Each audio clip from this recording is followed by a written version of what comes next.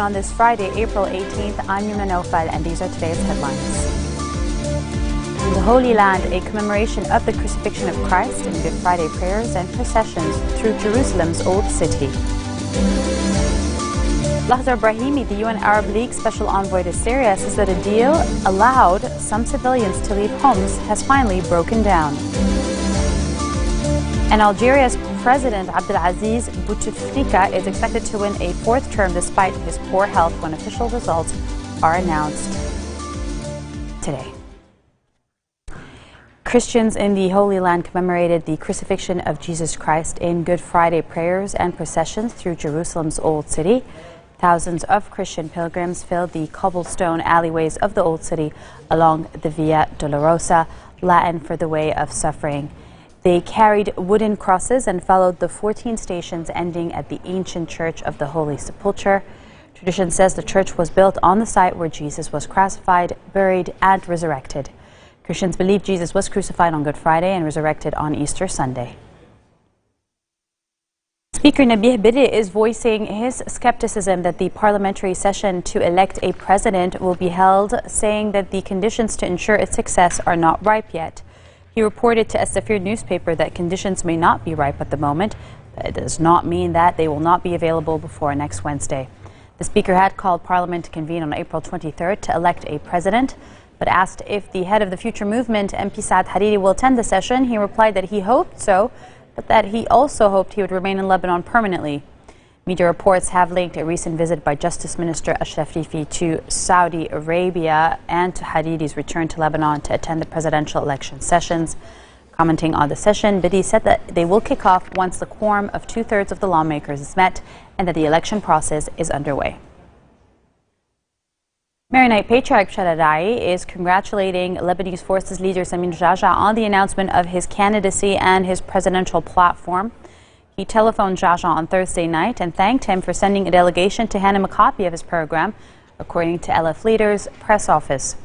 Now, it added that the Patriarch also congratulated Jaja on his candidacy and his program, which focuses on means to create a strong republic.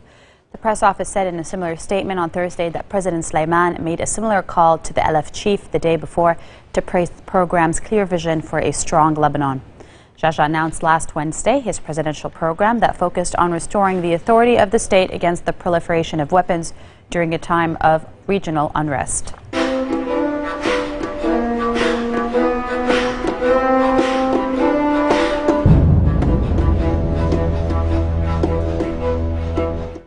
Lahza Brahimi, the UN Arab League Special Envoy on Syria, says that a deal that allowed some civilians to leave homes has broken down.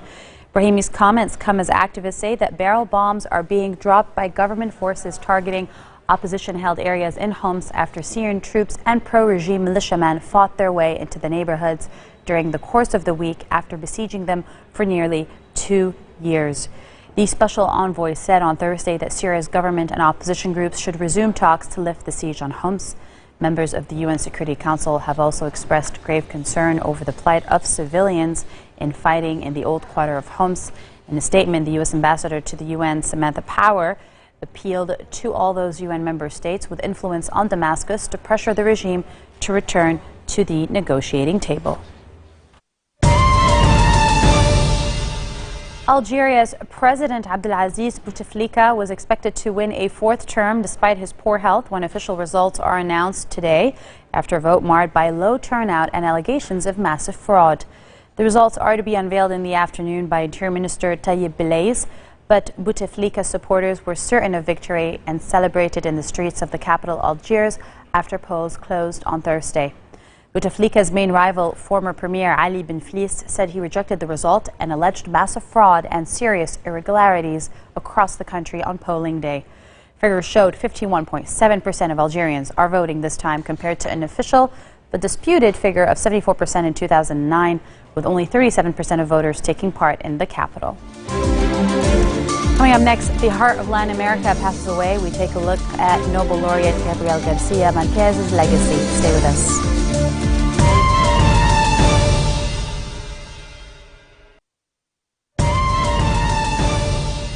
Iran's president underscored his moderate policies and outreach to the West in a speech during a military parade on the country's National Army Day. Referring to the ongoing negotiations between Iran and the world powers over Tehran's controversial nuclear program, President Hassan Rouhani said Iran has shown it has no hostile intentions toward anyone in the world, including the United States, which has long been considered an enemy. He touted Iran's diplomatic outreach and said the backing of the military and the nation was crucial. Support by the armed forces and support by the brave people have empowered the officials in charge of the talks on the diplomatic front, he said. The Iranian president also made no mention of arch-foe Israel, but said Iran will not invade any country, although it would resist any invasion. Gulf foreign ministers have agreed to a deal to end months of unprecedented tension between Qatar and other members of the six-nation Gulf Cooperation Council, known as the GCC, over the Muslim Brotherhood issue. At an extraordinary meeting in Riyadh on Thursday, the ministers agreed that the policies of GCC member states should not undermine the interests, security, and stability of each other.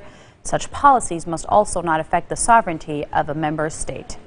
Saudi Arabia, the United Arab Emirates, and Bahrain recalled their ambassadors from Qatar last month, accusing it of meddling in their internal affairs and supporting the Muslim Brotherhood. The Strait said at the time that Doha had failed to comply with a commitment by Qatar's Emir, Sheikh Tamim bin Hamad Al Thani, to non-interference made during a summit in Riyadh last year with Kuwait's Emir and the Saudi monarch. The United States, European Union, Russia and Ukraine have reached an agreement on immediate steps to be implemented to ease the crisis in Ukraine. But U.S. President Barack Obama cautioned it was uncertain if Moscow would stand by the deal. The agreement laid out concrete steps to restore security for all citizens and crucially urges all illegal armed groups to disarm and vacate seized buildings. Foreign Minister Sergei Lavrov, speaking to reporters after the 7-hour negotiation, also spoke about the need for disarmament and unofficial armed groups, saying weapons should only be held by legitimate groups and that the deal included all regions of Ukraine. Obama, however, conveyed skepticism about Russia's premises to de-escalate the crisis, adding that the U.S. and its allies are ready to impose French sanctions if Moscow did not follow up on its commitments. I think there is the possibility, the prospect, that diplomacy may de-escalate the situation and we may be able to move towards what has always been our goal, which is let the Ukrainians make their own decisions about their own lives. We are coordinating now with our European allies. My hope is that we actually do see follow-through over the next several days, but I don't think, given past performance, that we can count on that, and we have to be prepared to potentially respond to what continue to be efforts of interference by the Russians, exercised by the Russians, is not good for Russia either. There are, I think, a number of articles today indicating the degree to which an economy that was already stuck in the mud is further deteriorating because of these actions. And in my conversations with President Putin, I've emphasized the same thing. A way for Ukraine to be independent, to be sovereign, and to have positive relationships with both the West and the East, with both its European neighbors and its Russian neighbors. And that's our primary concern. In other world news, the death toll from a capsized South Korean passenger ferry rose to 25 as parents of missing school children blamed the ship's captain for the tragedy after he and shipping company officials made emotional apologies for the loss of life. South Korean prosecutors on Friday said that the third officer was in charge of the bridge when the ferry capsized in calm seas on Wednesday. Of 475 passengers and crew on the Sewol ferry, 179 people are listed as safe and 271 are still missing. Divers hampered by strong tides and murky waters have been unable to gain access inside the ferry. Theories about the cause of the accident swirled, and an official investigation is to resume with questioning of the captain. The vessel started to sink on Wednesday on a routine trip out of the major port of Incheon to the holiday island of Jeju, about 480 kilometers to the south. And speaking of incidents, at least 12 Nepalese guides preparing routes up Mount Everest for commercial climbers have been killed by an avalanche in the deadliest mountaineering accident ever on the world's highest peak, according to officials and rescuers. The men were among a large party of Sherpas carrying tents, food and ropes who headed out in bright sunshine in an early morning expedition ahead of the main climbing season starting later this month. The The avalanche occurred at around 6:45 a.m. local time at an altitude of about 5,800 meters in an area known as the Popcorn Field, which lies on the route into the treacherous Khumbu icefall. Assisted by rescue helicopters, teams of climbers are still searching for survivors, with at least 7 people plucked alive from the ice and snow. A rescue team official working at the base camp of the 8,848-meter peak, Lakpa Sherpa, said the death toll could rise as high as 14.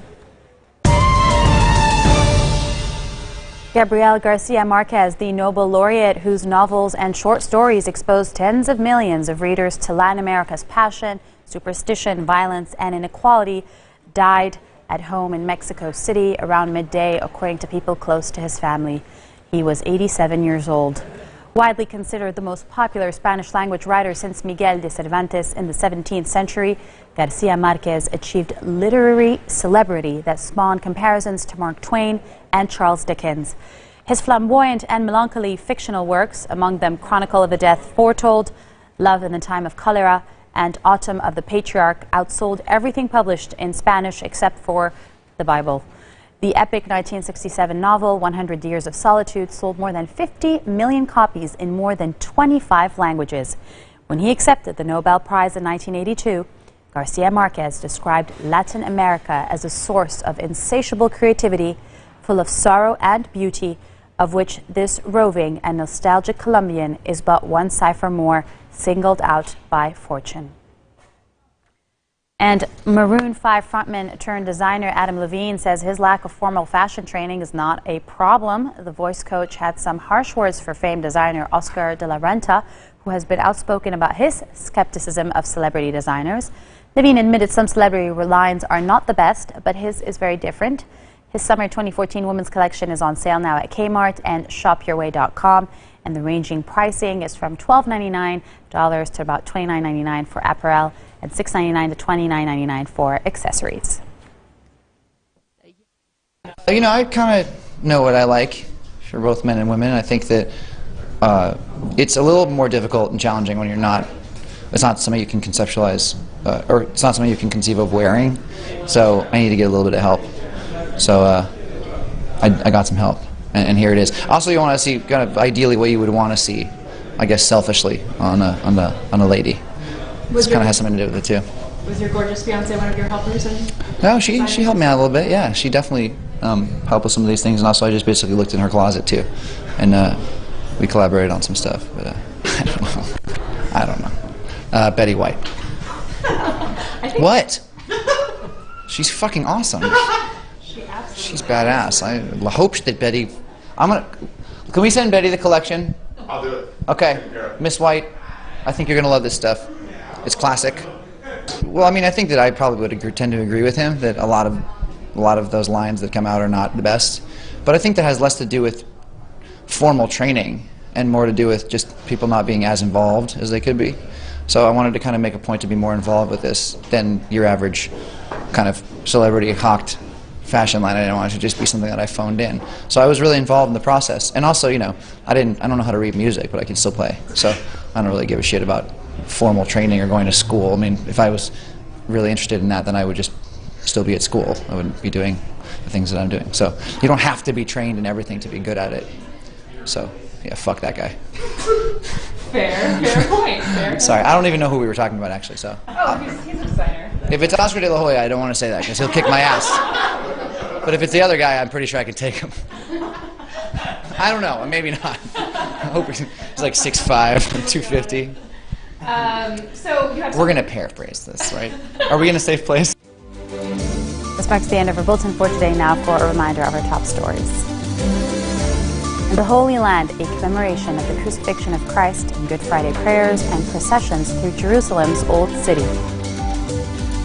Mother Brahimi, the UN Arab League Special Envoy to Syria, says that the deal that allowed some civilians to leave Homs has broken down.